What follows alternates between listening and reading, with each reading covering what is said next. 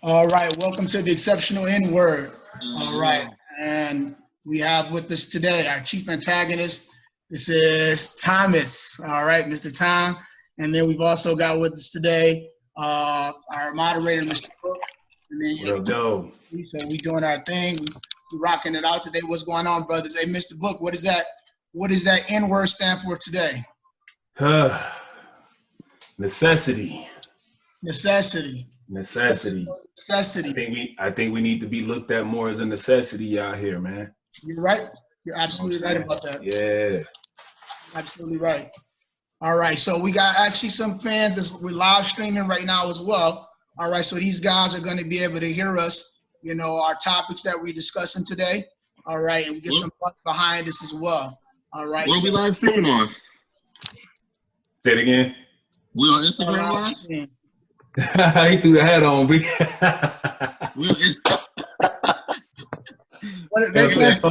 They can't see you. They'll hear you, but they can't see you. They're looking at my ugly smile. They're looking at my ugly mug. That's what they're looking at right now. So what's going on, fellas? POF. Huh? POF. What the fuck is that? Yeah, it's POF. It's plenty of fish. You really streaming on POF? Yep. Isn't that like a dating site? Something like that. Man, get the fuck out of here. Yep. Yo, y'all ready to kind of get y'all ready? Y'all ready? We ready, man. We ready. All right, we on some other stuff today, fellas. So what I want to start off with is something that's I think it's a wide range, and it covers a wide range. This is huge, like really, even for the segment time that we have, this is going to be difficult for us to kind of crunch this in. But what I want to go with is, you know, to get the ball rolling. How do we look at celebrity influence? So I'm gonna ask a series of questions and try to you know, compound this the best you guys can. So with celebrity influence, you know, is like, how do we choose who becomes a celebrity? Then also, do we put too much on these individuals? And with that, is the responsibility and power, like, is it abused way too often? Or, you know, do you feel like they get put in a spot? And then last but not least, could you be a celebrity? I'll kick this one off. So how do we choose who becomes a celebrity? And I think it kind of depends on how we feel about an individual as specifically relates to us. So when we see a person, how does that person relate to us? And that's how we choose that's how we choose who we're going to elevate to a particular level. And then most importantly, I think that a lot of it has to do with some people having attributes and characteristics that either we see inside of ourselves or things that, you know, we admire about an individual that we would like to actually have in ourselves. We can look at somebody and think that this person may be extremely talented in a particular regard. We wish we were better at that, and we look up to that person, we elevate them to that next level. It could be something like we think a person is very strong, you know what I mean, and they have a very strong will, you know, and we wish we were stronger in that regard. So I think the people that we choose to be celebrities, it reflects different things in us that we either see that we can relate to in individuals, or things that we wish that we actually had and were better at, or had stronger characteristic traits in that particular regard. We take those people, we elevate those people to celebrity status because of those reasons, in my opinion. Okay. So do you think that do you think there's a thing of us putting too much? Like I think sometimes, I think Kanye West is a good example with the whole thing he did, like with the Trump hat, and some of the community kind of ran with that. Like, do we put too much on him to say that his word means more than it possibly means? Yeah, I think. Oh wait, I'm sorry. No, I think it was for you. I'm gonna keep it a buck. I think black people pay too much attention to celebrities. Black people just in general, like, it wasn't before he even put that MAGA hat on. Kanye West probably wasn't even, a whole bunch of black people probably didn't even care about him. But it was just like he just put a target on his head. Now everybody just going after because he got the MAGA hat on or whatever. First of all, you got to understand, most rich people are Republicans. because the laws favor them financially. They're not gonna say that out loud, but things they vote for and like that, it favors them. So it's not shocking that people like Charles Barkley will say he's a Republican. Shaq is a Republican. Like, you know what I'm saying? But so when it comes down to the grassroots things of it and the people they're appealing to, which is, you know, you would think Kanye West's main base is black people, but that's not true. White people are a larger consumer of hip hop music than black people. So he's probably catering to the people that he's mostly influencing. Regular everyday kids in the hood don't care about Kanye West. You know that book. You like underground music. Once it reaches a certain level, you let it go. You're like, I'm good on that now. Like, they got it. Like, you know, like rock and roll. You know what I'm saying? Like, same thing like with just hip hop. Like, Will Smith used to be a cool thing when he was Jazzy, Fresh Prince and Jazzy Jeff. Then once he became Will Smith and getting jiggy with it, we was cool on that. Like, all of that. Like, Hammer. Like, it's just different kind of, like, it reaches a level. So, it depends on the celebrity. Are we putting too much into it? For sure we are. Because, but then again, it's like people that have common sense know better. You know what I'm saying? Like, everyday real life people that's working and got real things to take care of, they don't care what the Kardashians are doing. They don't care what Steve Harvey daughter is doing. They don't care what Puff Daddy's doing. So I have a question, and this is for either of you. We'll probably roll over to Isaiah with it. But with what Thomas just said, do you think that with that being said, that in the celebrities that we choose, that we need to be a little more responsible or accountable as Black people, especially? Like, do we need to be a little more accountable with who we give that attention, and then also our dollar to? Because we did just make, you know, we have entertainers that we're making billionaires now, and that's off of our dollar. That's the key word, Book. You said entertainers. Like, they're celebrities, they're entertainers. They're not leaders. It's two separate things. An entertainer a celebrity is an entertainer. We've missed the lines. We've turned pastors into celebrities. Like, that's a oxymoron. He's a celebrity pastor. Like, come on, man. Like, it's two separate things, two separate lanes. Like, and just to make sure our streaming audience hears the question. So the initial question was what was the initial question again about being a celebrity? So are you able to hear me? I'm sorry. I can hear you just fine. So okay. The initial question was, how do we choose? The initial question. Right. So as Black people, do we need to be more responsible basically in who we're choosing? Because we set these people up for celebrity status and these entertainers, and like Thomas just mentioned, you know, we have ministers, pastors, like, we're creating the celebrity. Do we need to be more responsible at who we give these roles to? So the question, yes, is do we need to be more responsible, and as far as who we're giving the role or credit of celebrity to? And the answer is absolutely yes. We're responsible for that. We had a discussion on the last podcast when we were talking a little bit about how mighty our dollar is. You know, and we don't appreciate how mighty that is. And oftentimes we are elevating people to this particular platform, and then we tend to be extremely disappointed or let down when these people just become what they are, human. They're fallible, you know. And once you put them in a particular position, then you promote them to the deity status almost, to where they're like a god.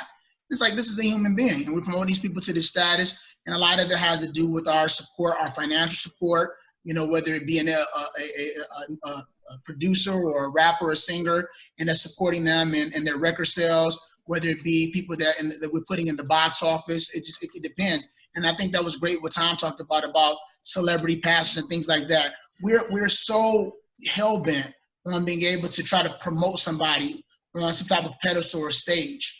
You know what I mean? To have somebody, something to look up to.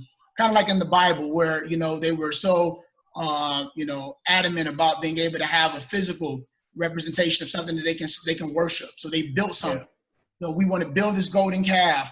That way we can say, hey, you know what? Now I can't just believe that the rain is falling from the heaven, you know, or that the food is you know, food or substance just because. I need to see a physical representation of how that's happening and why that's happening. And this is the reason why it's so important for us to have fashion celebrities, people that we make a fashion celebrity, music celebrities, you know, movie celebrities, pastor celebrities, like you said. So yeah, absolutely. We have to be more responsible in that regard. And remember that even for those individuals that we do elevate to that level, They are human, so they are fallible. They're gonna cheat. They're gonna you know, get into trouble or whatever the case is. The same. I'm so glad you just said that, because here's all right, Thomas. I'm aiming this one strictly at you. You ready? So with someone that's literally broken every hood rule you can possibly imagine and got sent home for it, and his celebrity status elevated, do we as a culture of hip hop, for our portion that we're responsible for, do we hold that individual I can't talk, sorry. Do we hold that person accountable for their actions? We can't keep people, we can't hold people accountable this day and age. You know what I mean? Sammy the Bull snitched on the Teflon Don, man. He took down the whole mafia. He ended the mafia as what people knew it was, because they didn't talk. They was made, man, they didn't talk. Ever since then, like, you know, you love New York music. That's all they talk about. Gambino this, Gambino that. The head of the Gambino family was taken down by snitches underboss. That was almost, that's 30 years ago. We can't expect these kids to live by a code that people not even living by for real. Like, it's counterproductive to be trying to live by hood rules. And I'm a grown adult living in a grown adult world. Yeah, but those hood rules are beneficial to you when you are of that hood, when you're in the hood. But when you're grown and you got kids and your child becomes a victim of something that happened in the hood, or you live in the hood now instead of as, you know, somebody running streets, but as a homeowner, and something happened in the hood, you want somebody to tell you what the hell happened. I want somebody to snitch. What happened to my car? What happened to my house? What happened to my kid? So those same things that you excoriated people about before when you was running the streets, now you're looking for that type of assistance because you're older. You're like, that's not the life for me anymore. So it is difficult to be able to judge people in that particular regard also, because, you know, your viewpoint changes as you grow older and you mature. But I think the elephant in the room, what book is referring to, is we're gonna just throw his name out there, Tekashi 69. Throw it out. Like, dude he's a 23-year-old kid, right? Yeah. Okay. He was locked up with some. He got in business with some real life gangsters. Okay. Yeah, man. Everybody getting rich, everybody getting paid. You know what I'm saying? They didn't know that was gonna turn out, and this was gonna be the end of it. They was gonna be sitting in a courtroom somewhere. They didn't know that. So you asking a kid that he ain't a gangster. They know that. They know this about him. So for them to expect for him to live up to some kind of code, he's not a gangster. They know this already. He's a clown. His fan base is middle America, little white girls, like people that are like kids. Like, kids aren't living by a code. They're kids. They want to be entertained. That's why they tune into this live, because he's entertaining. He's gonna say something wild. He's got all this jewelry on. He got stacks of money. He's got colorful hair. It's entertaining to a child. As a grown person, I know that guy ain't a real guy. I know that. Like, he's it, basically. Yeah, the comedian Ryan Davis literally compared him to Joker. Like, he literally compared him to the Joker in The Dark Knight. That. And then once he broke it down why he did what he did, I ain't even mad at the kid. I ain't going to jail for nobody. I ain't going to. It's a big difference. It's a big difference when you the one that have to live and deal with those consequences. It's real easy to say when you're sitting from a position of comfort, but when you have those consequences that's in front of you, you know, then, you know, a lot of people that think that they're. I'm gonna give it to you just like this. You and Book come pick me up right now and say, let's go to Joe D's. We drive out to Joe D's. On the way back from Joe D's, me and you, Isaiah, are sitting in the car. Book goes into the liquor store. He robs the liquor store. We get pulled over. Should we honor Book with some kind of code? Okay. Now the second scenario is Book comes, picks us up. He throws us 2 straps from ski masks and say, yo, we about to hit this liquor store on the way back from Joe D's. And we say, yeah, let's do that. And then we all get picked up. It's 2 different kind of situations. I'm involved with the crime at this point. On the other hand, I'm not involved with the crime. I'm blindsided.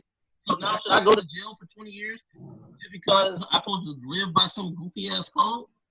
It's two separate things. It's two separate things. That guy's a kid. He wasn't selling no drugs. He was making music. Yeah, he was popping off on the Instagram talking about, I'm gonna get these guys to do this. They had a few scuffles with some other rappers. He was doing what he was supposed to do. With other rappers. Yeah, he's doing what he's supposed to do. Yeah, like he's doing his part. Like, come on now. Like then he get racked into a RICO case. A RICO case is made for people to snitch. Right. They try to give this kid the kingpin status. He's not the leader. He's not the kingpin. Somebody else is calling the shots. But now you squeeze the weak link. Of course he's gonna tell.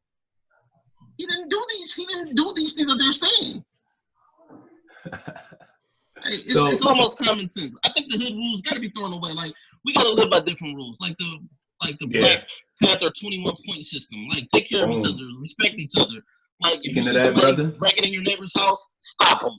Like speaking of that, I'm gonna say I think that both of you have brought up great points as far as just making sure that number one, we do have to be more responsible, but on that same note, we shouldn't be taking full credit either, because the fact of the matter is there's a whole nother group of folks out there who are doing a whole different thing that's still gonna make things go the way they go. I mean, let's be honest, we're not exactly the ones making Taylor Swift famous.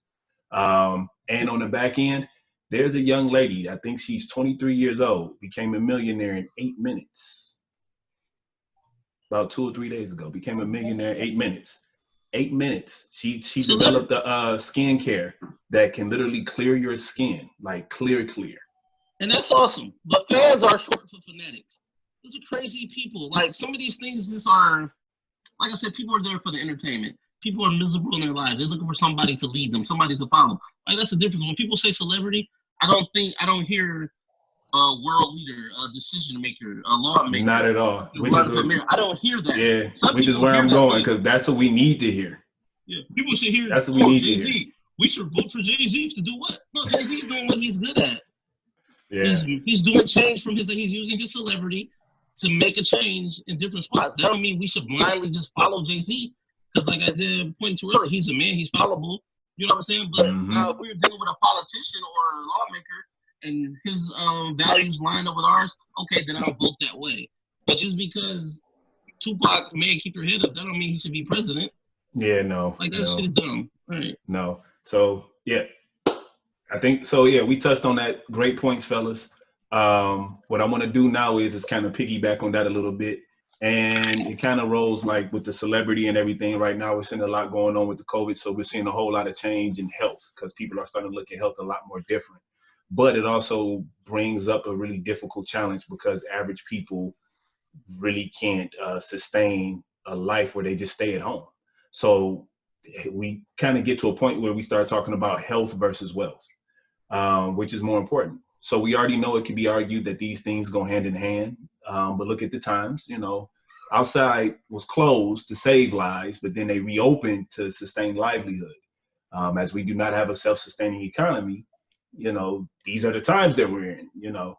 So with that being said, what's more important, or what seems to come across as most important? Is it great health or great wealth? Well, Thomas? Oh, go ahead, Thomas. You first. Common sense. I'm gonna go with the common sense answer is health. You know what I'm saying? Like without your health, you can be rich and not be healthy, and you'll be very unhappy in life. Like being healthy is an important thing. Like you're able to walk around, run around, breathe, swim, like enjoying your regular life, living a real life. Like I said, you can be rich and confined to a wheelchair and eating through a tube. Like what kind of existence is that?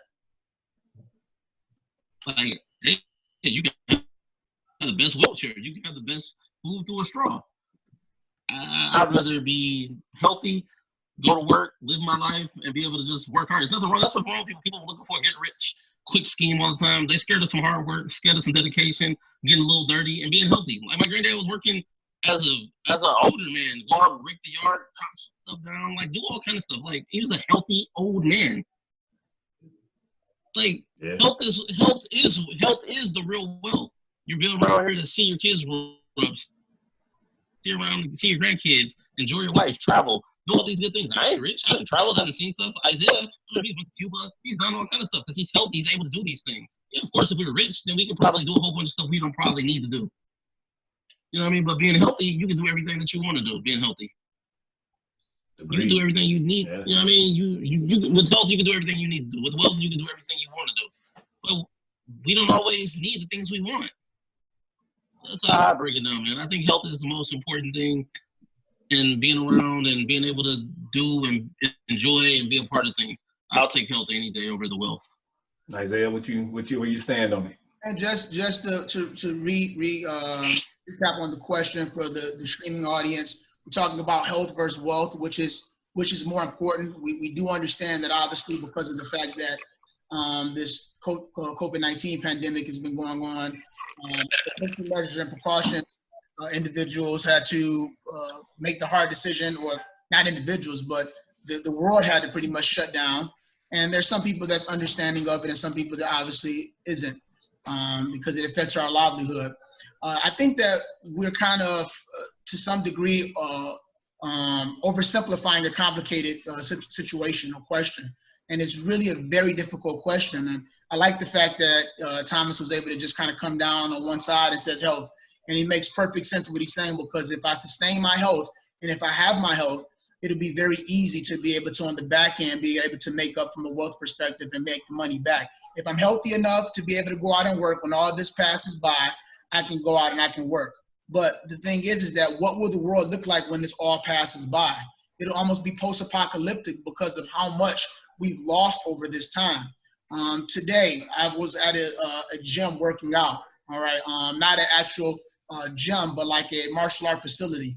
And we train athletes, all right? Like high-level athletes, guys that you'll see in the UFC tomorrow, guys that you see in Bellator and on television. So we have amateurs that we work with, but we train some high-level professionals. So you have to remember, this will be going on like 7 weeks if we would adhere to the social distancing thing and just not work out and train. Now, these guys, a lot of these guys, they cannot get any unemployment because they are only fighters, and they don't have another job at all. This fighting is what they do. That is their professional job. So these individuals are significantly struggling to be able to provide a living for their family, to be able to pay bills and things like that. And then when they come out of it, it's going to be very difficult for them to be able to get fights. So had they sat down for 6 or 7 weeks and just followed all the guidelines and done nothing at all, what kind of shape would these people be in right now? And once we come out of all this, because we still aren't all open back up yet, they just had the first UFC on Saturday. They're having another one tomorrow, and they're having another one this Saturday because Florida's open back up. So they're having all those events in Florida, But if these guys, if they get that phone call finally to be able to participate, hey, we need you. Oh, I haven't trained in 7 or 8 weeks, or 6 or 7 weeks. So I'm out of shape. I'm not conditioned. So these guys, even with their health, they still wouldn't be able to go back and be able to get that wealth, to be able to work. So we've been working with a small group of people, no more than maybe 10 or 12 guys, off to the side, under the radar, not publicizing it or anything, because, we're not supposed to be doing that. We're not supposed to be open. And today, one of the guys who owns the gym, I'm not going to say his name, but he's a legend. And he had a real talk conversation with us today because they're getting ready to open back up maybe in a week or two, depending upon what the governor out here says. He had just started trying to open up a second spot before this pandemic occurred. He has to release that now because once we come out of this, he's like, how am I going to be able to build a business with words like social distancing being thrown around? So he has to release the second building. He's pumped quite a bit of money into and probably give the building back. And then the current building, his initial building that we train out of, that he's had for years. This guy was a legend, UFC legend, a grappling legend. He just came out basically out and said today, hey guys, I might be able to sustain maybe for 1 more month, because despite the fact that the money's not coming in, the bills are still coming in. And this is his livelihood. He's like, I might be able to hold on maybe for another month, tops. So, we have to do what we have to do, because there will be no afterwards for him. So he'll have perfect health, but he would have lost the brand new school he was building. He will lose his current school, and what type of way of life would that be for him? I have a great friend in Michigan who got so upset with the governor's rulings that he went and said, he announced publicly, I'm reopening my school. I don't care what else. I can't miss another day. I follow all the social distancing guidelines. I did everything I was supposed to do. this is nuts at this point. They put him on the news and had an entire news special. You guys probably saw it. Time, you probably saw it. You know, they had a whole news special about him. Now they're talking about sending police officers up there to be able to shut this guy down forcefully. He's like, I hope they don't come up here because we're talking about really, they're about to band together and go to literal war because he's saying, you don't understand what kind of impact this has had on me. And what about the economy? Las Vegas, how much are we losing a day with all the casinos being gone? And then, okay, we open back up in a week or two. Fantastic, super great. Who's traveling? Who's traveling? Nobody's traveling.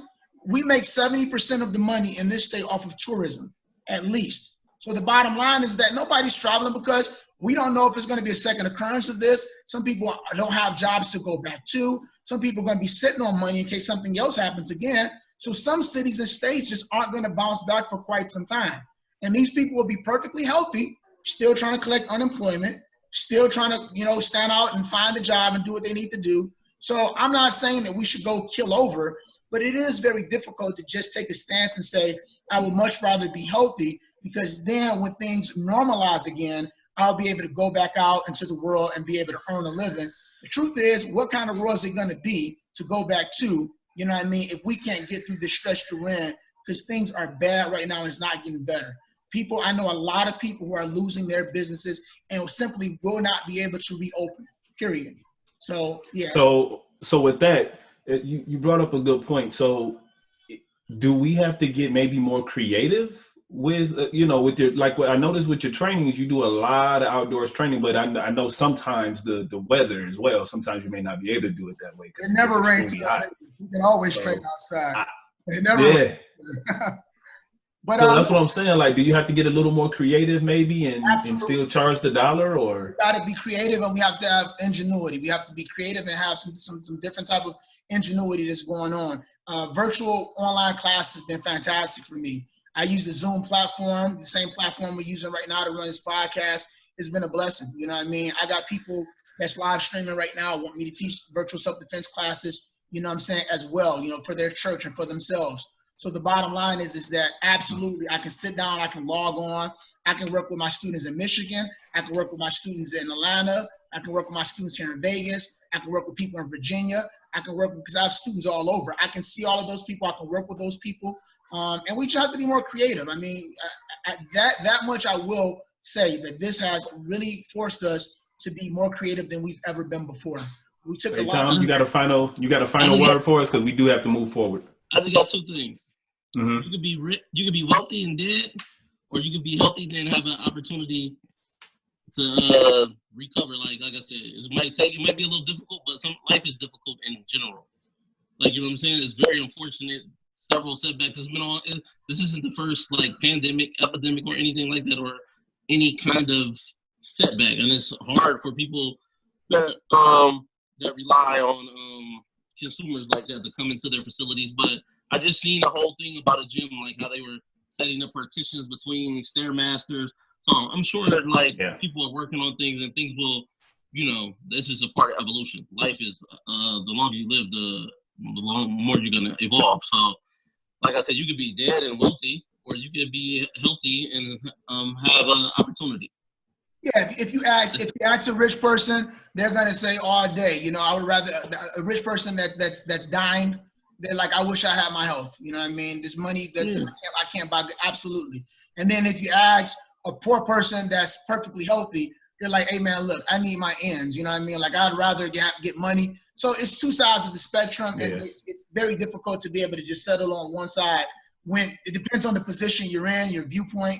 No, yes, there has been other situations that's happened as far as, all type of viruses and crazy stuff that's been going on. But we've never in our lifetime seen anything like this before, though. We have. Know what's on the other side. The AIDS epidemic is a real thing. The crack epidemic. Yeah. Pandemic is lower on the scale than epidemic. There have been things in your lifetime where you grew up at where things it's not the same. It's not the same. Ain't nobody closed down the state or the whole world because people had AIDS. They should have probably. So wait. Here, so I'm gonna throw this on the table. It's not the same. They didn't care because it wasn't affecting their people. Yeah, the crack epidemic, nobody closed down the state because people smoked. No, AIDS and the crack epidemic and stuff like that, those started in two demographics that nobody cares about. Black people and homosexuals.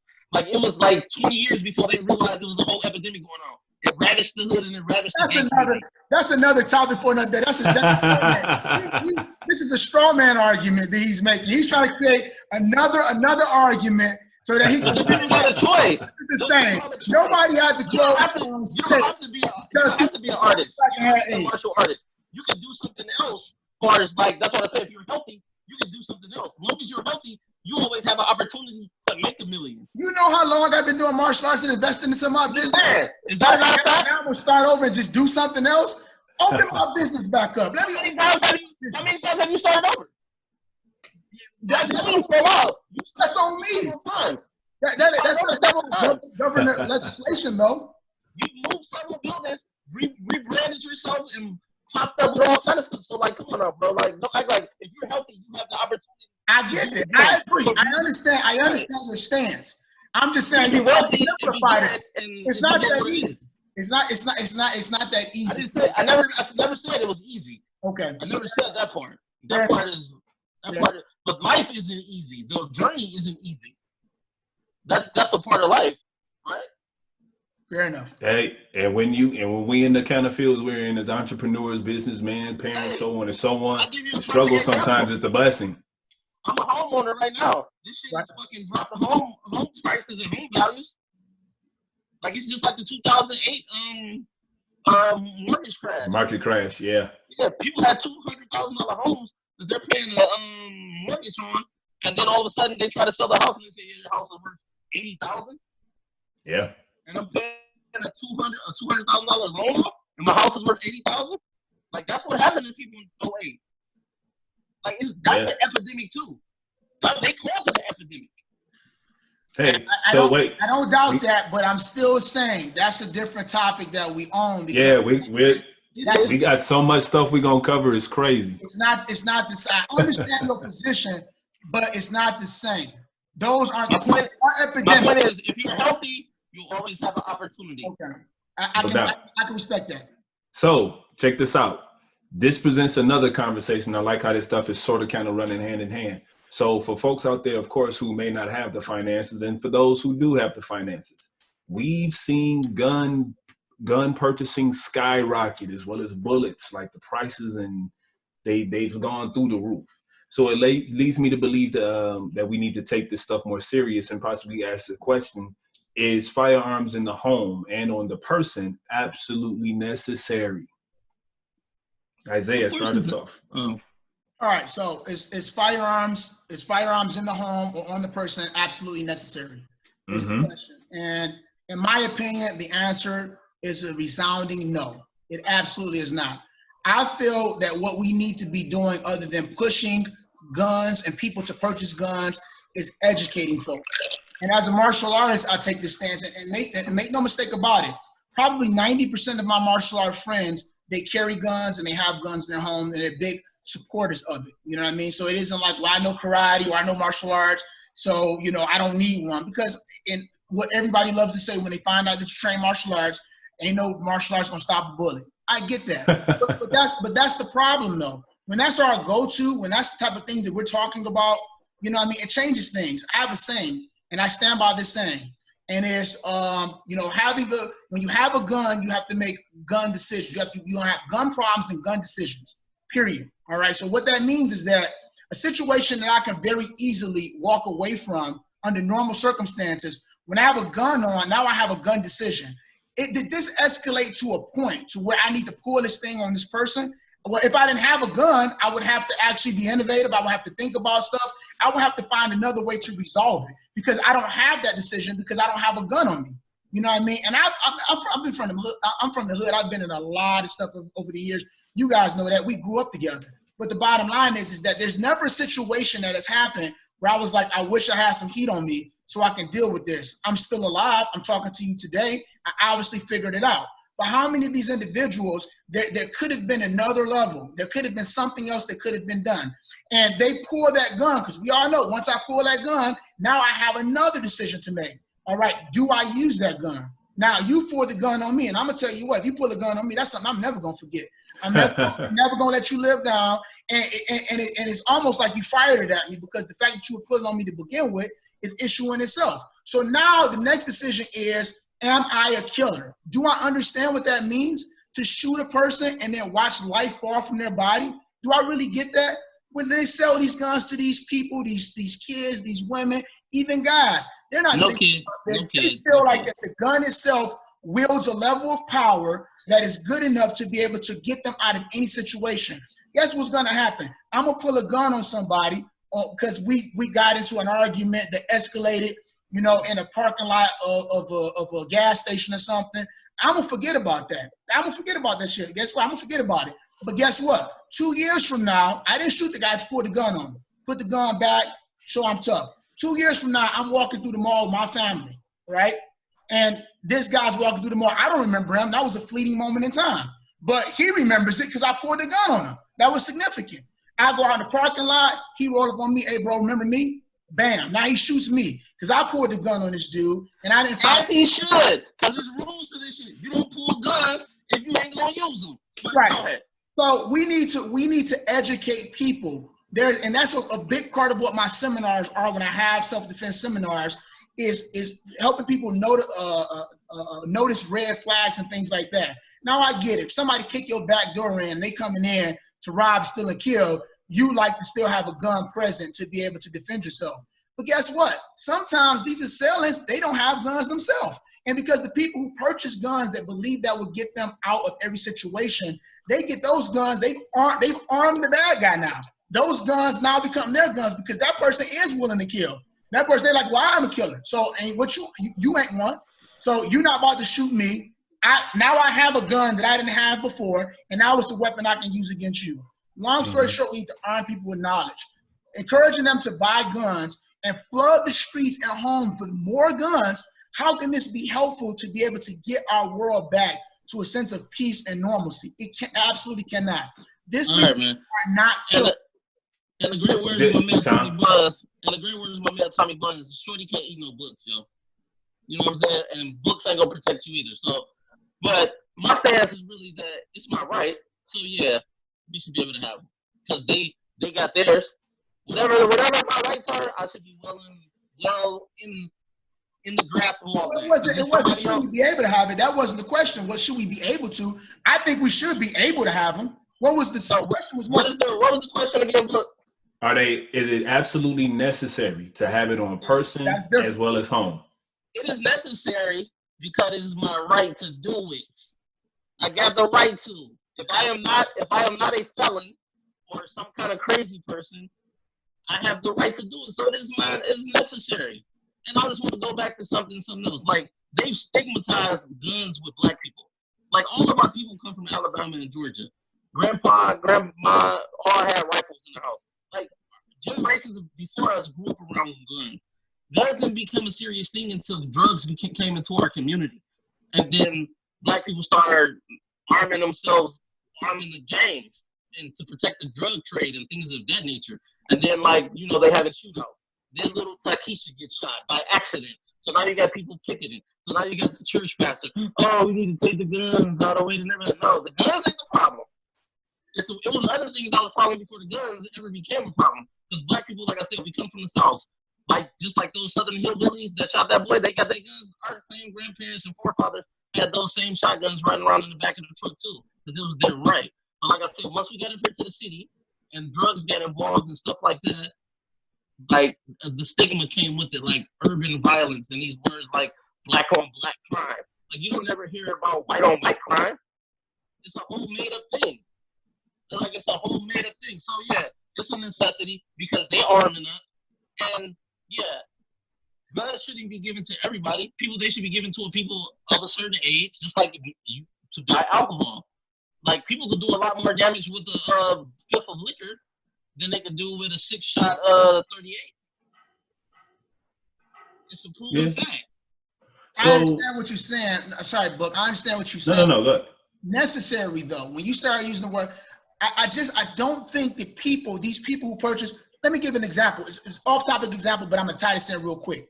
So, what people, though? are you talking about? What people? I'm gonna get into that. So a lot of times people take jobs as a security guard. They say they have a security job at the bank that's open, an open security job, a job for a security guard at the bank. So people sign up for this, or at the mall or wherever, but we'll use the bank. Tom, you've been in this bank and you've seen this guy before. You've seen this woman before. You know what I mean? This person that looked like they got no business trying to secure funds and people inside of this bank, right? They just standing there. They took this job because somebody told them that it was really easy for them to be able to just sit down. All you do, you don't really do nothing. You just sit down all day and nothing happens. It's real quiet. Until those dudes come in there with that mask on. And they come up in there with their mask on, they start firing guns, they start robbing people, and you're responsible now for becoming a superhero and then saving the world. In your mind, you like, man, look, I understood what the inherent risk was when I took this job, but to be honest with you, this was more than I bargained for. The next day they quit. When you have a gun, some of these individuals, and it could be women, it could be some of these young adults, men, these kids that's getting a hold of these things, or whomever. The bottom line is everybody's not cut out to be able to pull that trigger or make that decision. People are going to pull guns and escalate a situation that doesn't necessarily need to go to that level. And then even still, if it does need to get to that level, not everybody has the fortitude and the wherewithal to pull that trigger and actually take a life. So you walking around with it, you're hoping that this thing is just going to be that big of a deterrent to whereas if something happens and you flash and show it, the people are going to recognize and go from there. But unless you're a killer, unless you're ready to take a person's life, which you can't know, until it's time to do that, just selling guns isn't enough, period. I'm sorry. So in the climate that we're in, and this is something I posed to both, a question I posed to both of you. So we shouldn't sell no weapons. I just watched a video on not This Is 50, but World Star. Two people got into a car accident. They both jumped out with baseball bats and beat the hell out of everybody and the cars and an innocent bystander. Yeah, but with that being said, if you were one of those innocent bystanders and you had a weapon on hand, is it deemed necessary to have one on hand? With that being said, no, being a CCW holder, it has nothing to do with us. Like common sense would tell you to call the police. You have nothing to do with that. Somebody breaks into my home where my children and my wife is, he's gonna die that day. Understandable. He's going to heaven. Understandable. And I believe you would do that. I believe you would do that. If I'm out with my children and somebody is trying to, it's a situation that has gotten outside of me being able to handle it physically with my hands, he's going to, and it's like a life or death situation, that is when your CCW is supposed to be used. If it's a life or death situation, you know what I'm saying? Like that is what I carry a pocket knife on me too. I'm with you. Pocket knife got fixed open, and I get busy with it. And I know you, and I know that you're gonna do anything to protect your family. I'm answering specifically to the necessary. The word necessary is what I'm pointing out. That's what I'm pointing out. I'm not saying that I'm not a proponent of having a firearm in the home or carrying it on you. I believe absolutely you should if you're about that life and you realize if you're mentally trained, you're skilled with that weapon, and you know that if something happens, you are prepared to be able to handle business, do what you need to do. And 100% of the time, if somebody come up in your house, period. If you come up in my house, the rules are off. That's it. The gloves is off if you come up in my house. You're supposed to let them things fly. But my thing is this: should it be necessary? I think that what's necessary is for us to arm people with more understanding and knowledge first, because the last thing I need is some people that ain't got it all together running around here toting guns, you know what I'm saying, and making situations worse. I understand why you would have one. I understand when you should use one. I know that you do, but the word necessary, I don't think it's necessary that we encourage as a first, way of encouraging people to deal with confrontation. Okay. You should go and get it. I can't even walk to the store right now with my hood on and go get me an iced tea and some Skittles. There's a chance some neighborhood white guy might assault me and accost me and fucking shoot me, or some hillbillies might whoop up on me and jump out on me and say, hey, some rash of break-ins. You're right. So yeah. With both stances, more essential. I think both stances are absolutely fair. As far as the word necessity, because necessity may be a bit excessive. Yeah. But I will say as a father and an aging father at that, I do find it a little bit more comforting. comforting. Yeah. You know what I'm saying? To be able to have one in the car as well as on person, and then as well as one in the house. Because if I'm not home and my lady's home, or, you know, if my kids are home, and, you know, I would want them to understand, but I would also want them to have the education of how to properly handle too, to remove any, any accidents or unnecessary things taking place. Put them out here improper. Like we were talking about people having their stuff the proper way. Yeah, it's a necessity because it's my right. Yeah. We got a lot of homes, man, where people just kind of, you know, they reckless. But Isaiah brought up education, you know, in the beginning, and I think the education is mad important. You get your CCW, they educate you. No doubt. So we grew up in the hood where people carried you know what I mean, for sport. You know what I mean? There was no necessity behind it. Oh no, not at all. So we understand it. We've seen our fair share of guns, you know what I mean, drawn on people, maybe drawn on us. You know what I mean? You know, we've seen our fair share of that coming up. And again, like I said, I totally understand what Tom is talking about it being necessary. I think that what's first necessary is for us to make sure that we nice. You guys stuff up. Then we educate folks, man. But go ahead, Book. Moving us forward. Hey, Tom. Let me ask you this real quick, guys. At your church back in Detroit on Mac, did the deacons have guns on them? Oh man, he came out with it. Hey, I know they did it great faith. The deacons, Helen and Mac was where my church was when I was growing up. And I'll never forget it, man. The pastor would be up in the pulpit and the deacons would be sitting in the front. And Tom, remember this, they had guns. They had guns because it was next to a mental country shirt too. Next to a halfway house. And it was an extremely bad neighborhood. Y'all know, you know, Mac, you know what I mean? So they didn't know who was gonna roll up in there at that time. So yeah, they had guns. I mean, they did. Yeah, I'm a Mac and B-Wick kid, so I understand. Yeah, you know what I'm talking about. My church was on Shane. My church was on Shane and Superior. Deacons had guns on them. Word. A lot of money coming through there too, though, man. There's a lot of money coming through there. We gonna pray for you too while we sending you on your way. Pray for you. So, fellas, because of where time's going, I want to go ahead and roll to this next segment. Thank you for your knowledge on that. So this is where it gets a little fun. We grew up loving great TV entertainment. We're also in the era that's a little bit interesting as far as when we were born, because we got to see a lot of the classics. We're able to respect the classics. Plus, we also get to see, you know, we saw where the future went as well. So we've seen a lot of great things. So with great entertainment comes great sidekicks. So, no show, no sports team, nothing happens without a great number two. You know, it's like you can't hold it down on your own. So I want to kind of go over to see what you guys, see what your top 5 sidekicks are. This is a little bit different, because it's more so what your favorite 5 were. So I'm going to start this off. Y'all ready? We're ready. This is a hard one. I'm ready. All right, I got to go with this is no order. I couldn't do this one in the order. So, but I'm gonna do my ace last. So my guy was Eddie Haskell from Leave It to Beaver. I can't tell you nothing about that show, but I can tell you all about Eddie Haskell's antics. Right. My man Hawk from Spencer for Hire. That was my guy. Then you got Larry. Episode wasn't an episode unless they was going to the Regal Beagle on Three's Company. Nice. That was my guy. Jack didn't do it for me, but Larry pulled through. We got a party. Then this was a hard not to put as my number 1. Rollo. Yeah. Sanford and Son. Look, man, when your boy came through with the Beaujolais and the ladies,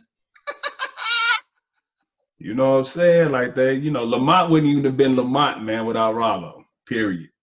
And we'll talk about Lamont on another segment. Yeah. And then my number 1 is Sophia from the Golden Girls. Ah, nice. Man, when I say pure, just unfiltered comedy, like she was even filthy at times. Like Sophia was amazing. So that's my top 5. All right, Tom. And I got a whole bunch, so I got more than 5 because I kind of separated from like more present day than like some old school throwbacks because I watched a lot of things with my granddad too. So I'm gonna jump all around. First off, I'm gonna go with Dwayne Wayne, his homeboy Ron Johnson. Nice. That was his man from a different world. Oh, Like that was his nice. man. Like Ron was the true wingman. Of No course, doubt. you always need the comedic sidekick. So I'm gonna go with Cole from Martin. Okay. I had Rollo too from Sanford and Son because Lamont was a straight up square. And Rollo was everything about him was cool. And he brought a level of swag to the situation that Lamont just didn't have, never. And of course, I'm a big brother, so I know what it's like to have a little brother tagging along all the time. So I'm gonna go with Sean and Marlon Wayans from the Wayans brothers. And then of course, I got a few more. So you gotta have a guy that could take a lot of punishment for you. So I'm gonna go with Jazz and the Fresh Prince from Fresh Prince of Bel-Air. And then here goes my throwbacks right quick, right? Barney Fife and Andy Taylor. You know what I'm saying? It wouldn't be no Ralph Cramden without Ed Norton. Ed Norton. It wouldn't be these guys. You know what I mean? Of course, Seinfeld is Seinfeld, but you need George, you need Kramer. You gotta have these guys. And then I'm gonna throw way back. I don't even know if you guys ever really paid attention. But Lucille Ball was funny. But Ethel was hilarious. She was a hell of a sidekick. So yes. That's mine. So Ethel was classic. I went white, black, 2000s, 80s, 90s, 70s, 60s, and 50s. There you go. Boom. Beautiful. So sidekick, I think about, animation as well as, just real life. So mine's kind of mixed between the two. I don't have an order either. So I got Robin for Batman. He was his sidekick. You know what I mean? Robin, though. Huh? What'd you say? Robin. Which Robin? I knew he was going to ask me that. I knew I was like, he's going to ask me which Robin. Probably the Red Hood. Because only one Robin was really a true sidekick. Well, Red Hood was like more like all the other ones was individuals kind of forced. Yeah, that's true. That's true. So the sidekick Robin then. What did they call it? Dick Grayson. Oh yeah, Dick Grayson. The only one that like him. Right. And then I'm gonna stay in that same household or that same arena, and I'm gonna say Alfred for Batman. You know what I mean? This guy kept all of his secrets. He held them down. He took care of them. I mean, like He's versus that guy. Yeah. So I mean, Alfred, he was the holder of all secrets. He knew everything, man. He held them down, man. I'm gonna go Grady from Sanford and Son. I think he's a great sidekick. You know what I mean? So I think that was great. He kept us cracking up. You know what I'm saying? For Fred, them going back and forth, man. Reminds you of people. What's that? What's he doing? Oh, nothing. No, you good. It reminds us of or who we want to be. You know what I mean? When we get older, arguing with each other like that. You know what I mean? So I'm gonna go rerun from What's Happening. Rerun was hilarious, man. He shows he was the first one. He was the first one and a big boy at that put breakdance on the map. Everybody wanted to pop breakdance or whatever. So he was a great sidekick to Raj. Rerun was a shitty friend. He left Raj on stuck a couple times though, bro. He's a bad friend, but he's hilarious, man. Yeah, I can. All right, and if I had to pick a number one, I got to go Kato, man. Green Hornet. I gotta go Kato. Sensei took it there, bro. Sensei took it there. I mean, even though he was the show, you know what I mean? It was facts. It was his show. He shouldn't have been a sidekick, but because of all those political stances back then and all that other nonsense that was going on with discrimination and race and ethnicity and all that other type of stuff, he had to be a sidekick for that mask. You know what I'm saying? So that's another topic for another day, because it should have been his show, but he was a sidekick, so he gonna go my number one sidekick. He's a driver, right? On that deep. Yeah, he was the driver. Yeah.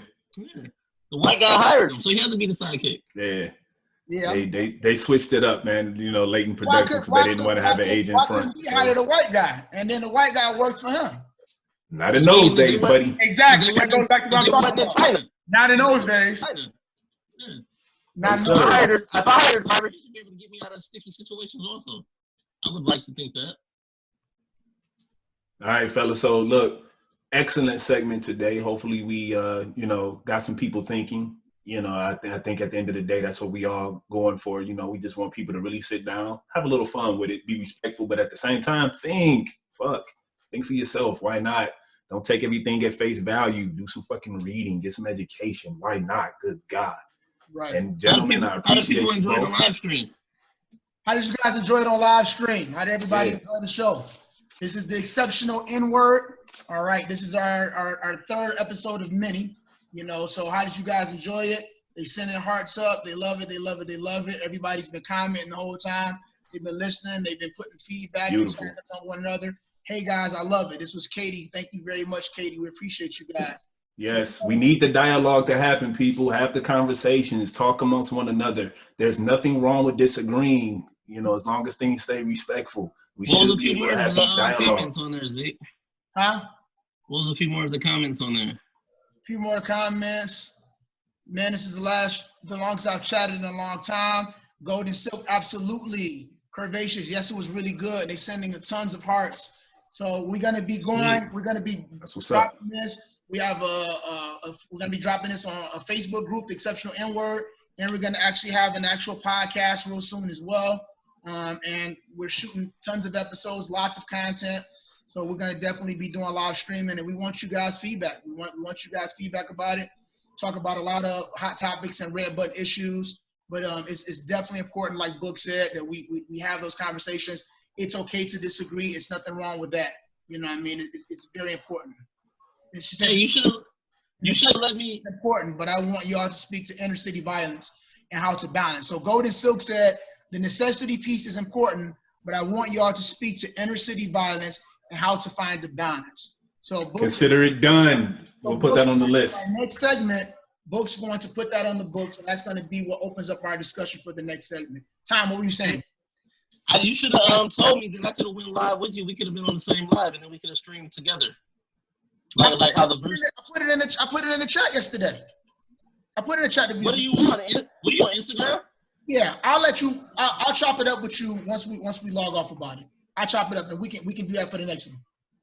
Yeah, then we could have responded to some of those questions also. Like, I wish we could do a three-way on there too. Like kind of like the versus thing with the artist versus artist. Time and date. So I'll let you know the next one. It'll be within the next couple of days, Golden. So I'll definitely make sure I'll let you know. It'll be within the next couple of days for sure. Hey, give me that title one more time, Isaiah, before you go. What title? That the gentleman suggested.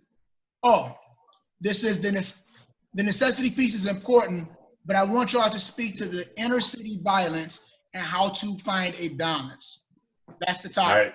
I wanted to ask while we were still recording for accountability purposes to make sure that we got it. All right. Well, gentlemen, it's been real, lively, fun conversation as always, guys. You guys are, man, continue to stay safe, man.